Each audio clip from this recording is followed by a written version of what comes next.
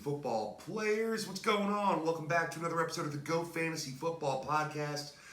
I'm your host, Jim Neander, up with you bright and early on this Thursday morning. It's September 17th, and you know how I know that? Because even though I would say for the last 4 or 5 months, I really haven't known what date it was, barely what day it was. Now that we have football, I can always go back to that first day. I know the season started on Thursday the 10th. And now it's Thursday the 17th. It's almost like Monopoly, right? If you play enough, you roll a 9, you know exactly where to go. You don't got to count them out on the board. You're like, it's 5 and 4, right? I mean, come on, this is easy, right? So it is September 17th, nice and early. It is early. It's not even 9 o'clock yet. Hey, trying to get up and at 'em early. I want to have the energy for you. I want to be here and peppy and ready to go with my voice at full strength and volume and just my full wits about me, which can only happen early in the morning, for anyone that knows me. So, we get a little wake and bake going, and we get this rocking. So that's where we are. All right, so listen, we're in week 2. It's Thursday. That means we've got Thursday night football. It is like the perfect Thursday night football game for the weather we're having here in the ATL in Atlanta. So it is nothing but rain. We got the hurricane just rolled through and the Gulf Shores. Hope everyone's doing well down there. We're getting kind of the outside of that. We got rain for most of the day yesterday, and we're getting pretty much rain all day and night today. So hopefully the power holds up and I get to watch this game tonight. So we got Cincinnati at the Cleveland Browns. So listen, before we jump right into our Week 2 preview, let me just say thank you to everybody that's watched the show. We've getting a good amount more views on our YouTube channel. We're getting some hits on our audio only, outlets there for our podcast. So, it's just cool to see some more views. We've got our first video with almost 100 views, which I know isn't a lot. I mean, if I played, I can just, set up my computer to my Call of Duty, right? And probably get, 10 times more people than that within the first hour. But, hey, listen, that's not what I'm doing. I want to do fantasy football. So you know what? If there's 85 of you out there that watch the show, that makes me happy. I'd love it to be 85 million broadcast globally and worldwide. But listen, everybody that listens, we just appreciate it. Hopefully you click that bell, as they say, ring my bell, subscribe to the channel. Share the videos, like the videos. Hey, you know people that play fantasy football, just tell them. Listen. Give it a shot. This is a guy I know. This is a guy I listen to. He's a good dude. You can lie a little bit. That's fine. And, just tell them to support the show. Give it a check. And if they don't like the advice, they don't like, they don't like the podcast, then, hey, that is what it is. But, let's get some people in. Listen to the show. I'm telling you, I'm going to help you set your lineup in the best way possible. You're listening to all these mainstream shows. I'm not going to mention all these shows by name, but they're all out there from these big networks. And, I honestly find the advice to be, hit or miss at the very best. And I understand it's fantasy football. I don't nail everything. We all know that. If you watched last week, you absolutely know that. But I'm hoping to give a little bit different advice. I hear the same, kind of handful of names when I'm listening throughout the week to other shows, which I do, of course, for both research and, just for fun, because that's what I do. Listen to fantasy football, man. That's what I'm about. So we're going to get on it this week. We have 2 shows, today and tomorrow, previewing every game for the weekend. Within every matchup, we'll talk about injuries, starts and sits, projections for players, just what we're thinking about. And we'll let you know, again, the injury part is a big thing. At this point, it's, practice hasn't even started on Thursday morning. A lot of people were held out of Wednesday's practice that I do expect to get in at least limited work today and be available for the weekend. So keep your ear, down to the ground. And I'll try to do a little update, at the very end of the show tomorrow, just to let you know if there was any news. But at that point, probably still be kind of slim. So you got to pay attention, on Saturday and Sunday morning specifically. Just make sure around, 11 o'clock on Sunday, you give it a check.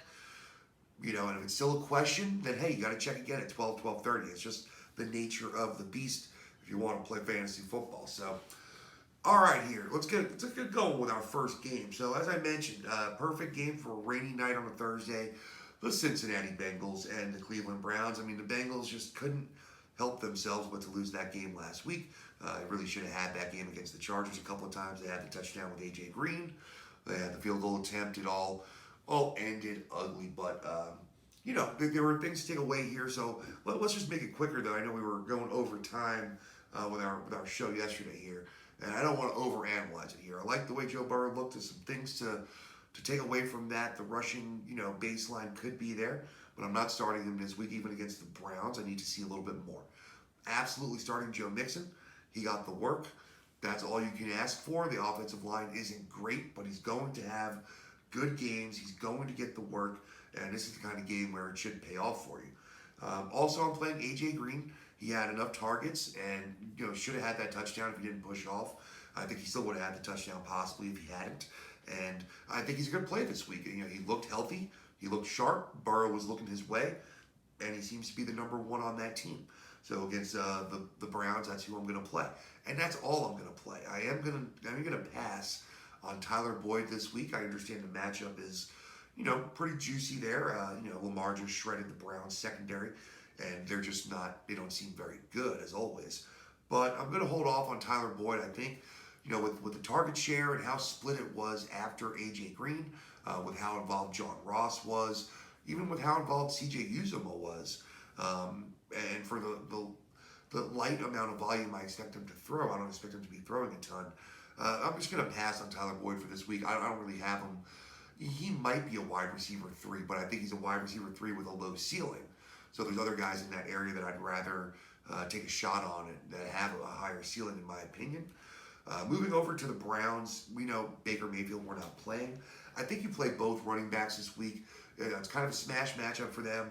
Passing game wasn't working out very well last week, and ever. So they need to rely on their great running game a little bit more. Run the ball down their throats. Nick Chubb, Kareem Hunt. Expect Chubb to have 18 plus carries, I would assume, and Hunt will get 10 to 12. And then I would assume Kareem Hunt is good for another 6 plus targets, with a few going to Nick Chubb. And depending on who scores, that'll be who has the better week. But they'll both be firmly in that back end running back 2 conversation for me, and they both absolutely have running back 1 upside this week. I don't know either one of them has that top 6 kind of upside, but I think running back 1 upside is fair to say. As far as the rest of the receiving options here for the Browns, I would be playing OBJ. I'm going to give him another chance. I mean, if you drafted him, you're hoping in these better matchups he's going to do well. You have some members of the Bengals secondary that are out. You have Jarvis Landry, questionable. It's a Thursday night game, so he definitely may be limited at the very best and definitely might not be there. Even if he is there, which he was last week, OBJ had 10 targets, and you just have to, at some point hope and assume that, with 10 targets, for OBJ, he's going to be able to, make something happen that's positive for your fantasy team. It's kind of absurd to think that he's not doing that, right? So I'll play OBJ for another week confidently and then going from there. But Jarvis Landry would not be in my lineup unless they say before game time that he's 100%, which they're not going to say that. Then he'd be out for me. As far as tight end, Austin Hooper certainly disappointed last week. David Njoku not only had more of everything, yards, catches, targets, and he also had the touchdown. But he got himself injured, and I believe he's on the IR. So Austin Hooper, because he has the opportunity this week, I think you play him and give him a chance, see if he can be involved in the offense. You have, again, Landry questionable. You have Njoku out. So, if he doesn't see 5 to 6, targets at the least, then it's hard to see him getting much more involved, quickly. He's going to be working himself in. So, on the Browns side, I'm playing both running backs. I'm playing OBJ. And, yeah, I can play Austin Hooper.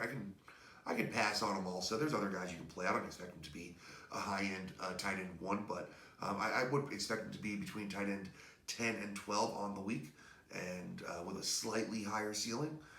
And he could be outside the top 12. There's no doubt about that. So I'm not expecting a great game tonight for fantasy, but some points will be scored. Someone's got to score them, and that's how I see it. So, all right, let's move on to our Sunday slate. First game, speaking of slate, we're going to go to Chicago, where the New York Giants and Darius Slayton, budding superstar, are going to be visiting the Bears. And the Giants, look decent at times against the Steelers. Face it, the Steelers very well might be the best defense in the NFL. And if you saw that game, you saw how fast and just terrifying that defense was, frankly. Bud Dupree, Steelers. Bud Dupree was all over the place. Cam Hayward, T.J. Watt. I mean, they were just causing havoc all over the line. And that's a fast front seven. And it's going to be hard to run on them for anybody. We saw that with Saquon Barkley obviously having a rough game. So, Daniel Jones threw two beautiful passes, touchdown passes to Darius Slayton. And we don't know if Golden Tate is going to be back. So, talking about Daniel Jones first and his ability to be a streamer here, I like it. He threw for, again, 279 yards and 2 touchdowns against an extremely tough Pittsburgh Steelers defense. I love that. And we know, defenses year to year are, harder to predict, definitely for fantasy scoring purposes, but even just in real life, who's going to be successful against them? We saw Detroit, move the ball a little bit last week without Kenny Golladay, and they were able to score a little bit. So I do think that Daniel Jones will find enough success that he's going to be, in that QB1 conversation, right on the edge there. And not a must play by any means, but I think he's as good of any as a streaming quarterback. I put him right there with Gardner Minshew and Ryan Tannehill, probably as my favorites on the week for guys that probably aren't being started.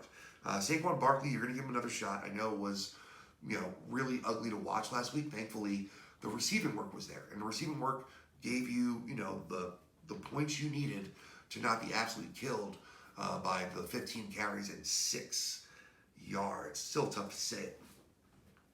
But you're playing Barkley, you know that. Let's look at the wideouts here. So, as I said, I think Darius Slayton, he's proving to be an emerging talent. It's not just the deep ball. He seems to be a very good wide receiver. And he would be the wide receiver that I play. I do want to play him as a wide receiver 3 if you can find him in your flex. That's even better. But I think you could play him as a wide receiver 2. It's very possible that he's going to be, that he's going to return wide receiver 2 value this week. But if you can get him in your flex there, I think it's a very good play. Sterling Shepard is still an okay play. It's fine. He got enough targets, but not excited about it. I feel like Daniel Jones just has this rapport with Darius Slayton, and that's the way I'll go. He did try to find Evan Ingram on a number of pass plays. I believe he had maybe 7 targets, but only caught 2 balls maybe. I'm not looking at it right now, but that's just my memory. But either way, it wasn't good. You like to see the target share, but you definitely want to see more with it. And where you drafted Ingram, which was probably the 6th round, you're going to play him because you don't want to play a backup right now. You don't want to waste your 6th round pick. So you're going to play him, and you're going to roll the dice. 7 targets. Something could happen. Something may not. He's as much of a coin flip to me as anybody at tight end. So see what happens there. Moving over to the Bears. Weird game last week. They were atrocious for over 3 quarters, and then all of a sudden turned it on. Mitch Trubisky throws 3 touchdown passes in the 4th quarter after doing basically nothing the rest of the game and looking terrible doing it. So what do we believe here? I'm not sure. There's talent around Trubisky. There's no reason why he can't be decent on a weekly basis, but I'm still going to hold off. I don't want to ride the roller coaster. He could throw some touchdowns every week, and that definitely may happen, but he's going to have some really bad games, it seems like. So I'm a little worried about it. I'm going to hold off on Trubisky still. David Montgomery is an okay play as a, very low-end running back 2 or a flex play at best for me, low-end running back 2. I just think the 13 carries last week with, I think it was 7 for Tariq Cohen. The split's a little bit worrisome. So even if he gets 16, 17 carries, he's not the kind of guy to have 5+ yards per carry, it doesn't seem like. And I don't know how much they're going to be scoring from really close. They might have some touchdowns, but I do think they're going to be mostly passing touchdowns that come from, outside the red zone. Maybe not mostly, but a lot of them will. So, you can play Montgomery. I don't want to play Tariq Cohen. He didn't have, the receiving work that he has to have value.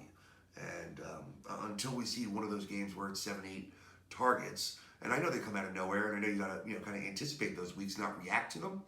But I don't know what to say. He had 2 targets last week and 7 carries, and that's never going to be in my lineup if there's a choice. So, I want to see multiple games of 5, 6+ targets with a couple of 8, 9, and then Tariq Cohen has that value. To the outside, Allen Robinson, don't worry about the contract stuff and all that. Play him. The targets will be there.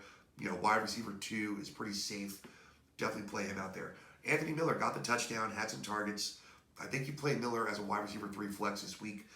Like the matchup, like the touchdown potential. Go ahead and throw him out there. And for me, that's it. I'm not playing any other wide receivers, and I'm not playing Jimmy Graham. I know he was fine last week. I know he got the touchdown. That's fine. I'm just not betting on it 2 weeks in a row. Not yet. Again, maybe I play a little too much wait and see. That's possible, but either way, I'm not rolling that way. I'm going to wait on Jimmy Graham. So, all right, let's go to the next game here. This one's an easy one because it's the Atlanta Falcons at the Dallas Cowboys. And the reason why I say it's easy is because if you have any starters on these teams, in my opinion, you're playing them. So let's just run through them real quick for the Falcons. Matt Ryan, yes, I think he should be in your lineup as a QB1. Todd Gurley, I think should be in your lineup as a RB2 with low-end RB1 upside for sure for the week. And then all three receivers. Julio Jones as a wide receiver 1, Calvin Ridley as a wide receiver 2, a high-end wide receiver 2 with wide receiver 1 upside, and Russell Gage as a flex wide receiver 3 type of guy. And as we saw last week, he also has wide receiver 1 upside. But, I would say a flex with mid-tier wide receiver 2 upside. Also play Hayden Hurst. He had some decent targets. Didn't all come together, but it wasn't awful. And give him another week. There's no reason not to. With this much passing volume on this kind of team, just trust that the opportunity is going to be there. I think it will be. Over to the Cowboys. Yeah, play Dak. He wasn't great last week, but you saw what Russ did to the Falcons secondary. So play Dak, play Zeke. Zeke was great. And then play all three receivers. And this is kind of a mirror of what we just said with the Falcons. Almost directly a mirror, where I think, Cooper should be looked at as a wide receiver 1, but a lower end wide receiver 1. Doesn't have the ceiling of Julio Jones. Michael Gallup should be, a wide receiver 2, a little bit lower than Calvin Ridley. And again, just a little bit lower ceiling than Calvin Ridley as maybe a low end wide receiver 1. And I think CeeDee Lamb is very playable. I think 7-8 targets is absolutely in store for CeeDee Lamb in most weeks, as long as he's healthy, and he looks like he did last week. So I expect CeeDee Lamb to have 7-8 targets, and that should put him as a wide receiver 3, slash flex somewhere in the late 20s to early 30s in ranking. With the unfortunate Blake Jarwin news, I think that bumps up all three receivers a little bit, and I don't think that puts Dalton Schultz into, streamable or pick-upable category yet. We got to see him demand a little bit more target share before we talk about that. I do think the other receivers all get a bump, though, and that game's easy. There should be plenty of points. Go ahead, roll your guys out there, get them in, get them playing. Don't mess around too much. Should be a game where you have all you guys playing. All right, let's go to the Lions and the Packers here. So we'll talk about the Lions first. Had a disappointing ending with Chicago. Gave up that game. Didn't look great throughout the game, but should have won for sure. And now they, go into this game 0-1. It's a tough game for them for sure. The Packers look fantastic at Minnesota, and Detroit's going to have a tough time stopping them. So, I think maybe the bigger question here for Detroit is going to be on the offensive side. Do they get Kenny Golladay back? He didn't practice yesterday, and I wouldn't expect him to be on the field this Sunday at this point. Haven't heard anything that makes me feel like he's a surefire go. And if Galladay's not a go, then it's going to be an even tougher run for the Lions. Not that you can't, move the ball against the Packers a little bit, but, it's still going to be a tough run for them. So I'm probably steering away from Matt Stafford if, Kenny Golladay is not playing at all, or he's severely limited. Probably going to take a pass on Stafford. He wasn't great last week, and, on the road in Lambeau, I know there's no crowd, no snow or anything like that, but still, I just don't love it on the road. I'm gonna pass on Stafford this week. I'm gonna pass on the Lions' backfield also. So, and hear me out. I think it's just a numbers game where Peterson looked really good last week, and I think he looked good enough to get another, 12 to 14 carries or so. He might get up to that many, and if he does, he'll probably be pretty efficient with them. But if he doesn't get in the end zone, then you're going to score 7 points, right? And that's not going to do it. And Kerryon Johnson is absolutely not in my lineup no matter what work he gets right now. And DeAndre Swift definitely looked better. Seems to be off the injury report here, which is huge. So I'm expecting him to have his own 10 carries or so, and then be a little bit more involved in the passing game. So if there was somebody I thought had playability this weekend in that backfield, it would probably be DeAndre Swift, because with those 4 or 5 possible targets, something can happen, right? There's points there, something can happen, and then you get some carries mixed in. And he got the touchdown last week, but, It just shows that, they have a little bit more confidence in him than maybe we thought. So, yep. All right, let's move out to the wide receivers here. Again, Galladay, I'm not playing Galladay this week. Unless, right now it's early Thursday. If he gets in a limited practice today and then maybe a full practice on Friday, I might feel pretty good about it. Outside of that, I'm not feeling good about playing Galladay. If he is out or severely limited, absolutely I'm playing Marvin Jones for sure. I think he's a great play as a low-end wide receiver 2, wide receiver 3 with possible wide receiver 1 upside. We've seen Marvin Jones do it before. If Galladay is out, it could be a 2-touchdown game for Marvin Jones. It's definitely possible. Marvin Hall wasn't really that involved, but I guess the guy was, what was his name? Quintez Cephas. He had 10 targets. Didn't do much with him, but dude had 10 targets. So, could he be on your radar as a super sleepy play? Sleepy.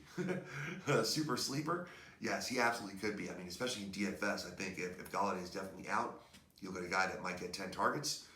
He could be sneaky. There's no doubt about that. I'm not going to bet on it, but, man, there's worse bets to make.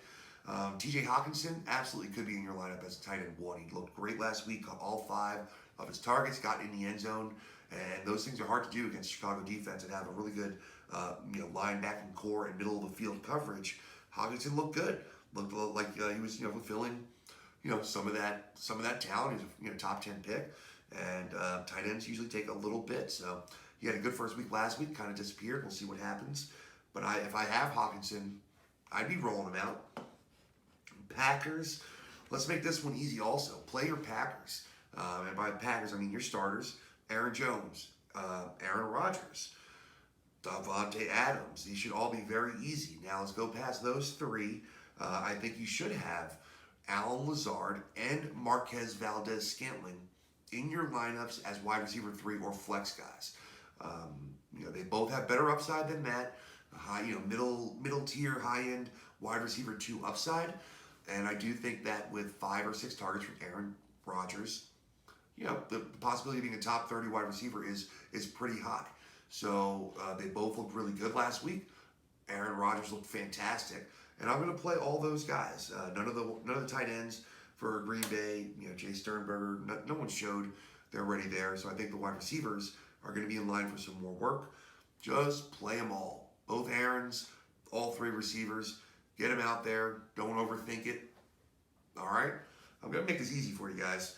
We're gonna go with the KISS system. Keep it simple, stupid. No reason to overanalyze. Paralysis by analysis is not my thing. I'm not doing 18 layers of advanced metrics. You got to look at stats. You got to look at trends. You got to understand those things. But also understand that there's instinct, and there's just a gamer mentality that you have to have in fantasy football also that you can't get from a spreadsheet. Just the truth. Got to be willing to pull the trigger sometimes. Got to have restraint sometimes. And just making the right feel picks is sometimes all the difference. So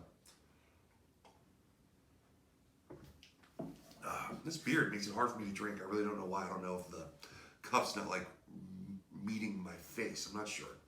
Could be because I'm just nervous about looking dumb on camera, and then I actually spill it all over my face. So good work there. Good work there.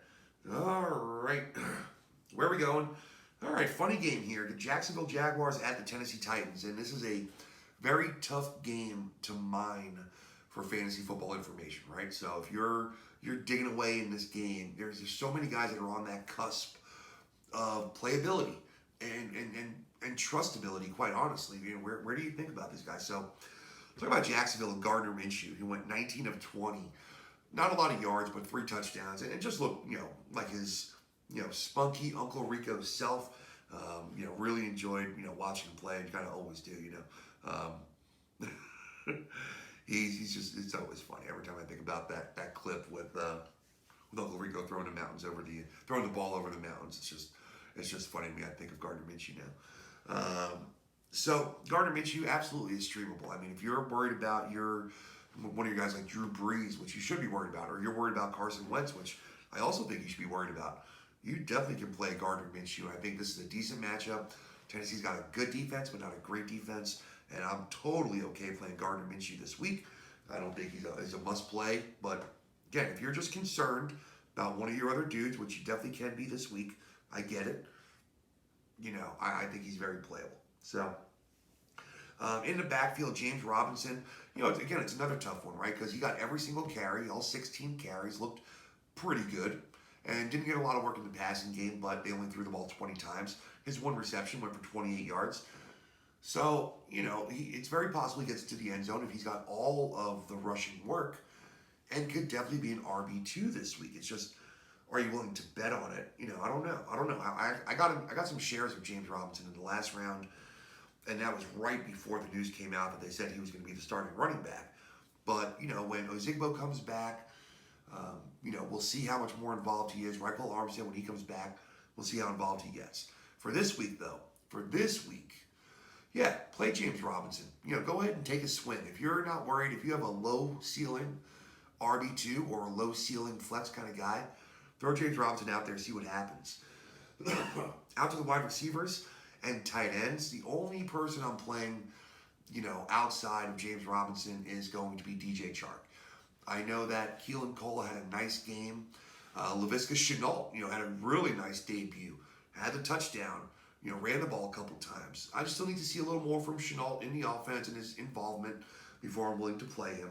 And Tyler Eifert also, as a desperation, dart throw is fine, but I'm not ready to throw him. I'd rather throw Jason Witten out there or somebody like that, right? So, yeah, just what it is. Play DJ Chark. He'll have a better week. Didn't have a lot of targets. Thankfully, got in the end zone, and just look for them to throw the ball a little bit more this week and have a few more plays to mess around with.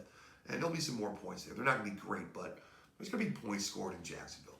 For Tennessee, kind of the same exact thing I just said, right? Tannehill is probably near the top of that streamer list. Jacksonville played decent against Phillip Rivers, but he did have 360-something yards and could have had a better game than that, as far as fantasy goes, if he got in the end zone one more time.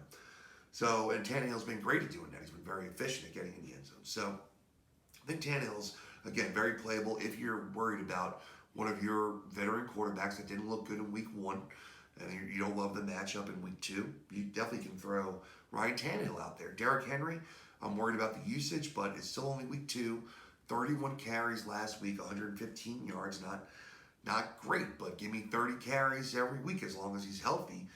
And so you're playing Derrick Henry, obviously. Nobody else in the backfield. And then the question is outside here. So, A.J. Brown and Corey Davis split for the target lead on this team last week. But Corey Davis looked much better. And he was kind of spamming. It seemed like he was spamming that same route kind of over and over again. But they were having trouble stopping it, so why not? And you're playing A.J. Brown because of the breakout possibility and how good he could be. I have A.J. Brown as a low-end wide receiver 2 this week, and hopefully he makes it there. And Corey Davis for me is right in that same range as a low-end wide receiver 2. I have them both almost back-to-back. I think it's 22 and 25, something like that. But either one of them could have a much better week. But I think that they're going to spread the ball around pretty well, and you're going to get a pretty even share. It's just that A.J. Brown has the bigger play potential, in my opinion, and Corey Davis has the more consistent, kind of yardage plays, in my opinion. So, depends on if you want to bet on A.J. Brown scoring this week. I would bet on A.J. Brown scoring this week, personally. So, there's that. Jonnu Smith got a nice amount of targets, got a touchdown, and it definitely looks like he could be on his way to this breakout season that people have been predicting for him. I'm not going to say he's not, and if you took a shot at him and you're playing him this week, I'm not dropping a better tight end, in my opinion, for him. I'm not dropping yet, someone like Tyler Higbee, who I was hoping for, or Hayden Hurst. I'm not dropping those guys yet for a Jonnu Smith, but hey, if you took that late shot on him, you're definitely playing him and you're happy. I mean, you're pretty thrilled with it. So, yeah, rock on with your Jonnu. All right, let's keep it rolling here. How many we get to? We got 3, 4. We did 5 games already. Yeah, we'll do 3 more. We'll get halfway there. We're doing good on time today. That's why you wake up early, right? That's why you get going. Just a little sharper. I'm ready to rock. All right. Indianapolis Colts hosting the Minnesota Vikings. The Vikings gave up a ton of points last week. Were able to score some of their own also, some in garbage time when they were, trying to come back from big deficits and attackers. But, there was a lot to look out for here. Kirk Cousins is underrated, is becoming that most underrated quarterback in my opinion, where he's never going to be top 5 on a week more than likely, but he's going to have a lot of top 12 weeks, and he's going to have a lot of those top 14 weeks, where he's like right there, and he's got 245 and 2 touchdowns, all that good stuff. He was the number 9 quarterback on the week. 259, 76% completion percentage, only threw 25 passes, and 259 with 2 touchdowns. He's finding Adam Thielen. He's going to work in Justin Jefferson more. They're going to have a little bit more, connection. So it's going to be there. I like Kirk Cousins this season. I don't know that I'm playing him this week. He's behind Minshew and Tannehill for me, and Daniel Jones as far as a streamer goes for this week. So I'm not elevating him there yet. I'm just saying that, he's not so far outside. Did any of their tight ends do anything last week? It doesn't look like it. Minnesota, Kyle Rudolph, 2 for 28. Irv Smith, 1 for 11. Would have liked to see the tight ends more involved. So for this week, let's talk about these Vikings. Who are we playing? Right now, we're playing Dalvin Cook and Adam Thielen, and that is it. Again, for me, Kirk Cousins is on the back end of that streamer conversation, so he's not the one I'd be rolling the dice on. Although it's just as likely he's as good as Tannehill and Minshew are this week. It's just that I'm going with those guys this week, but they're all pretty close for me. Dalvin Cook, of course, you're out there. Alexander Mattison had just enough work that I guess in a deeper league he could be flexible. If you're in a 12-team league, I don't think I'm playing Alexander Mattison yet. He looked good, and that's very encouraging, and it only goes to further enforce that he's one of the top, if not the top, insurance policy running backs in the league. But I don't know that I'm ready to play him yet unless it's a 14-team league or larger. So, it is what it is. Then out wide, it's just Adam Thielen. He's got, him and Kirk Cousins have this affair, this love affair, and they found it again. What was it, 6 for 110 and 2 touchdowns, and he's not going to have 2 touchdowns every week, obviously, but he's going to be the most involved wide receiver, and you got to have him out there. Justin Jefferson, we got to wait. Tight ends, you got to wait. Pass. All right. Indianapolis, lots of storylines here last week. So Phillip Rivers, did what he did. He looked pretty good, and then he threw an interception in the fourth quarter as they were trying to come back. But he was moving the ball a lot, 363 yards. There were some good things, and there were some, things you expected. You expected him to throw the ball a lot to the running backs, and that's what he did. I think it was like 17 targets or so to the running backs. So you had Marlon Mack getting involved before the injury. You had Jonathan Taylor, and you had Nyheim Hines. So I'm not really playing Phillip Rivers this week. I think they're going to run the ball more. They don't want to throw the ball 46 times, in my opinion, every week. And I think they are going to run the ball more. So I think Phillip Rivers would be a little bit behind those other guys that I just mentioned for streamable quarterback. So I'd have him behind that list. And I think you play both running backs. I think people might be elevating Jonathan Taylor a little too high, too fast. I do think that running back 1 is certainly within his, his ceiling is absolutely mid-tier running back 1. There's no doubt. I just think expecting running back 1 right away is expecting a lot. So for me, I've got him closer to that running back like 16, 15 range, and he has running back 1 upside. And Nyheim Hines is not far from there. He's in my running back 18, 19 range, and I think that's going to be on the back of targets. So hear me out. 17 targets, while it may not be the same every week, it'll be a 12 minimum a week to the backfield. And if that's Taylor and Hines, you're talking about 6 targets each, 4 to 5 receptions each. I'm taking that every day. I think Taylor is an RB2 with RB1 upside, and I think Nyheim Hines is an RB3/flex with RB2 upside. And, you could see, Austin Eckler-like games for Nyheim Hines. There's no reason to think that you might not see these Melvin Gordon, Eckler-type games from now on, where, Melvin Gordon has 17, carries and his own 6 targets. And then, you're going to have Nyheim Hines with 8 carries and 11 targets.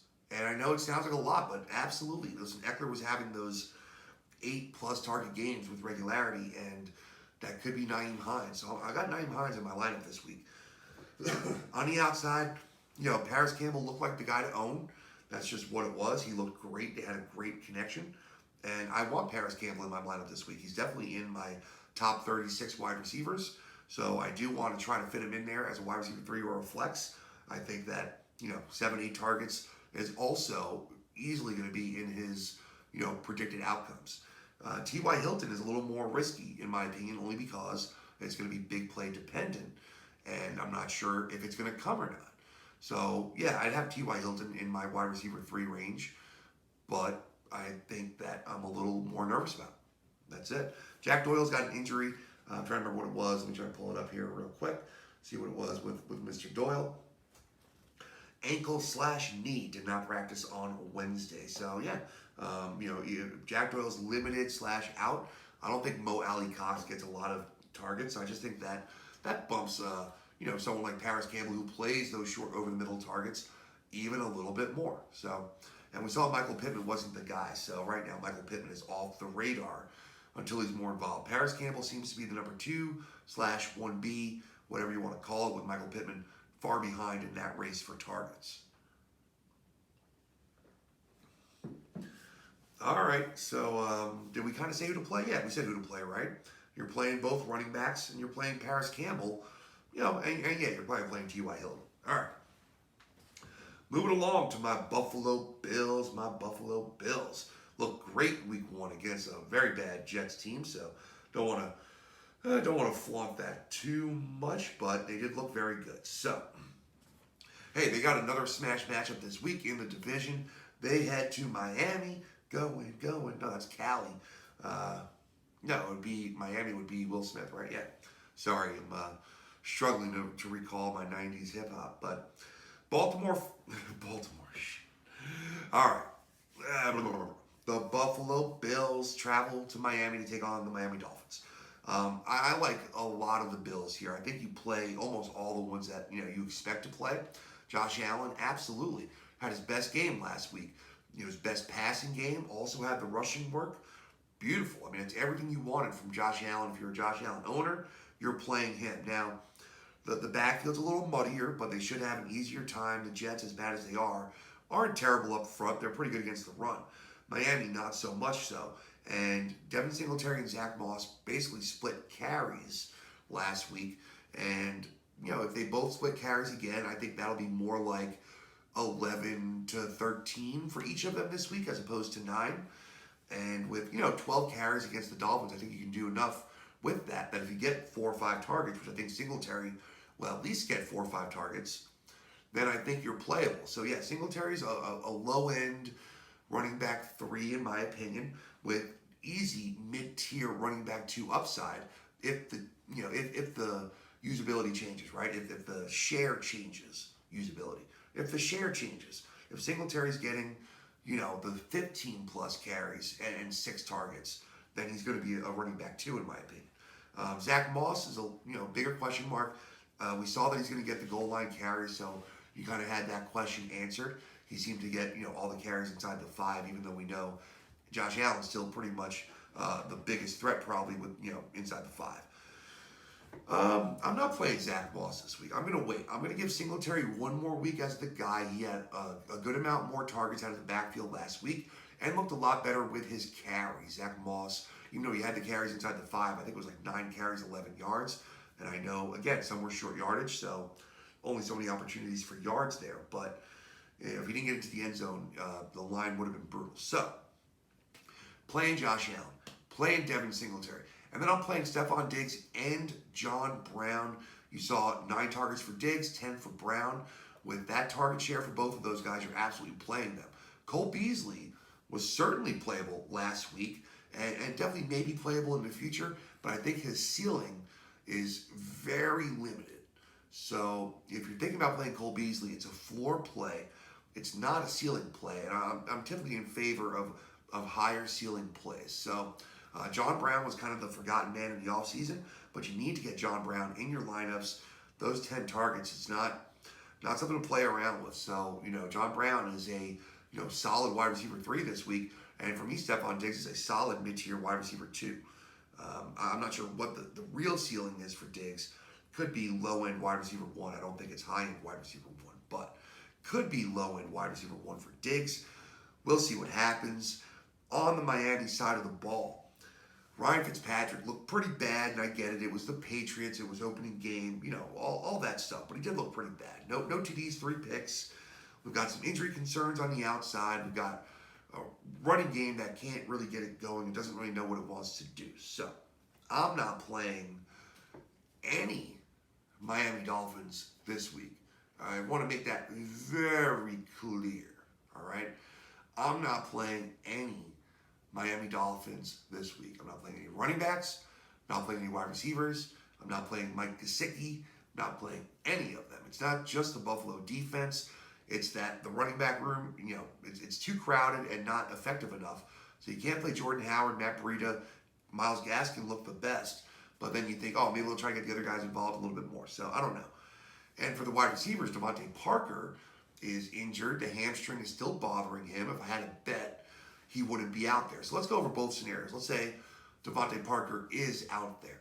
Then he's probably going to face Tre'Davious White, and he's already limited. And it's already hard enough to catch a ball with Tre'Davious White guarding you when you're 100% healthy. So if you're limited, I don't like it. And then, so Preston Williams, you say, well, if Parker plays, he's going to get Tre'Davious White. So that leaves it a little bit more open for Preston Williams. And sure, there's truth to that. It's just that I'm not willing to bet on it, frankly. And then if, Parker gets knocked out, sometime during the game, then Williams will probably, wind up catching Tre'Davious White. Either way, I just don't like the way it works out all around. They're very good against the tight end, and I just don't want to play any Dolphins this week. So let's just make it easy and move on. Don't play Dolphins. Okay. Laces out, Dan. Yeah. All right, last matchup for today's show, and we're gonna save the rest for tomorrow. So we have some meat on the bone there, but let's stay in the AFC East here for the last game. Let's go with the San Francisco 49ers visiting the New York Jets. The very, very bad-looking Jets in that first week. Hopefully they can get something going here. We'll see. And then the injury-riddled San Francisco 49ers that lost a pretty crucial divisional matchup last week to the Arizona Cardinals. Frankly, it's not a good way to get started. So they both got some things going on here. San Fran, let's talk about it. Garoppolo looked pretty good considering, I know there were times during the game he looked, awful. So there was both of it. There are times when he looked pretty good, but he's dealing with a very limited cast. He doesn't have Deebo Samuel. He doesn't have Brandon Ayuk. George Kittle was knocked out, the game a little bit. So it was tough going for them. Luckily, Mostert, broke that play and killed it. So let's talk about this week. Jimmy Garoppolo. I do think he's a very viable streaming candidate this week against a hapless Jets team. I hope he gets Brandon Ayuk back. I hope George Kittle is there. Now, if you're going to tell me George Kittle doesn't play and Brandon Ayuk is not back, then no. I'm going to move off of it, even though it's a good matchup. I just don't think, Dante Pettis and Kendrick Bourne and Trent Taylor are going to be quite enough to lead this team to have, fantasy relevance for the quarterback position. So if Kittle's not there, if Brandon Ayuk is not back, then I'm kind of off of Garoppolo. So that, just pay attention to that. In the backfield, it's becoming a little bit more clear now. I know Tevin Coleman didn't get a lot of share because of the air quality, thing, but it just seems like Raheem Mostert has a decent stranglehold on the 1A of this job, right? It's hard to ever have a 1, 2, and 3 in San Fran, but I think he's got a pretty strong hold on the 1A. And with the receiving work and with the difficulties they're having with receivers, I think this week Raheem Mostert definitely could get even more work out of the backfield as far as catching passes. All right, we're getting to that point where I have talked long enough that I can't speak anymore. All right, so definitely playing Raheem Mostert this week, RB2 for sure. RB1 upside, you saw he has a nose for the end zone, has a nose for big plays, and has the speed to make it happen. So definitely playing him for sure. Not playing Tevin Coleman, not playing Jerick McKinnon, although it was great to see him out there, still not playing him. And then I'm not playing a single pass catcher for the 49ers unless it's George Kittle and unless they say he's pretty darn healthy. I know Kittle's a beast. I know he'll play through, and I just hate that, a guy gets out there and it's the first hit. And it's like, oh yeah, it was the exact right hit. Now he's out for the game, and he's in your lineup, and he got one catch for 9 yards and then got knocked out. So, you gotta monitor the injury report here. But frankly, for the 49ers, the only 49er I'm absolutely starting is Raheem Mostert.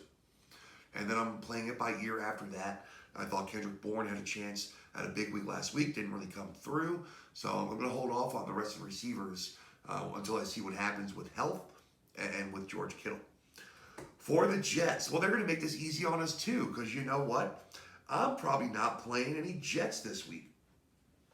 It's a pretty good defense here. I know they lost Richard Sherman to IR, and I know that they have some other secondary issues right now with injuries, but I'm still just not playing Jets. The only Jet I would play is Jamison Crowder, and he was limited in Wednesday's practice with a hamstring. It's the season of the hamstring, and if he's limited in the game, I'm not going to start him.